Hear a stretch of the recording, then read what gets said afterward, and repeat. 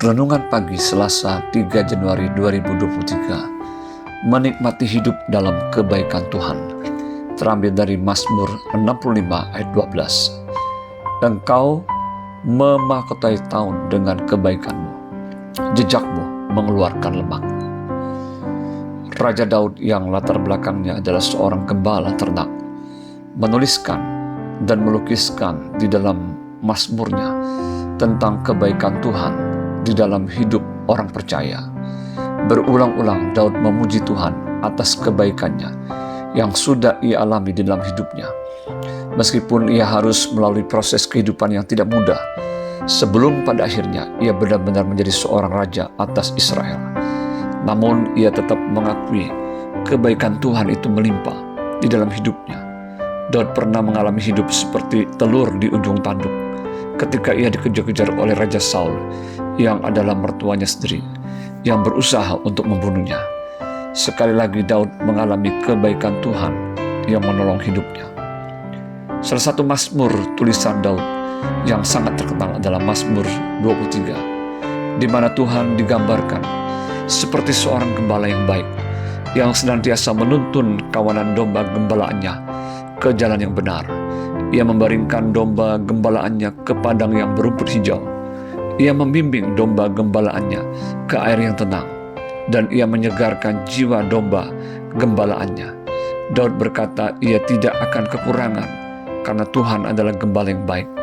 Dan dengan yakin ia berkata bahwa kebajikan dan kemurahan belaka akan mengikuti hidupnya seumur hidupnya. Mazmur 23 ayat yang ke-6. Di bagian lain dari tulisan Daud, yaitu dalam Mazmur 34 ayat 9-11, ia berkata demikian, kecaplah dan lihatlah betapa baiknya Tuhan itu. Berbahagialah orang yang berlindung padanya.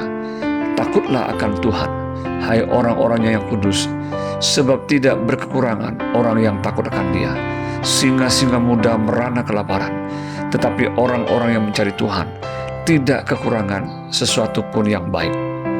Saudara, di hari ketiga di tahun baru 2023 ini, marilah kita mau terus menikmati hidup dalam kebaikan Tuhan. Melalui renungan pagi ini, kita belajar untuk percaya bahwa yang pertama, Tuhan akan memahkotai tahun-tahun di dalam hidup kita dengan kebaikannya. Biarlah jejak kakinya yang menuntun hidup kita terus meneteskan kelimpahan bagi setiap kita. Mazmur 65 ayat 12. Mungkin ada banyak ramalan tentang hal-hal kurang baik di tahun 2023 ini. Namun biarlah kita tetap percaya masih ada kebaikan Tuhan di dalam hidup kita. Dia akan memahkotai tahun-tahun yang akan kita jalani dengan kebaikannya. Biarlah kita mau taat untuk dituntun oleh Tuhan di dalam setiap langkah hidup kita ke depan. Percayalah jejak kaki Tuhan yang menuntun kita akan meneteskan kelimpahan bagi kita semua. Yang kedua, kita tidak usah takut sekalipun harus berjalan dalam lembah kekelaman, karena Tuhan beserta kita. Gada dan tongkatnya itulah yang menghibur kita. Mazmur 23 ayat keempat.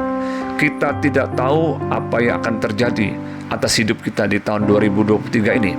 Ingat, Tuhan tidak pernah berjanji bahwa langit selalu biru tanpa awan yang gelap dan lautan selalu tenang tanpa gelombang yang besar. Tetapi Dia berjanji akan menyertai orang-orang yang sungguh percaya kepadanya dan melakukan perintahnya sampai kepada kesudahan zaman. Matius 28 ayat 20. Oleh sebab itu kita tidak usah takut, karena Dia gembala yang baik yang akan memberikan kebaikan dan kemurahannya seumur hidup kita. Mazmur 23 ayat yang ke-6. Yang ketiga, mari kita kecap dan lihat kebaikan Tuhan yang Dia limpahkan dalam hidup kita, yang berlindung padanya, takut akan Dia, dan yang mencari wajahnya. Mazmur 34 ayat 9-11. Pastikan di tahun baru 2023 ini kita mau terus mengandalkan Dia dan berlindung padanya. Teruslah hidup takut akan Tuhan dan carilah Tuhan dengan segenap hati kita. Maka kecaplah dan lihatlah kebaikannya di hari-hari yang akan kita jalani di tahun 2023 ini. Selamat menikmati hidup dalam kebaikan Tuhan. Selamat pagi, selamat beraktivitas. Tuhan Yesus memberkati. Shalom.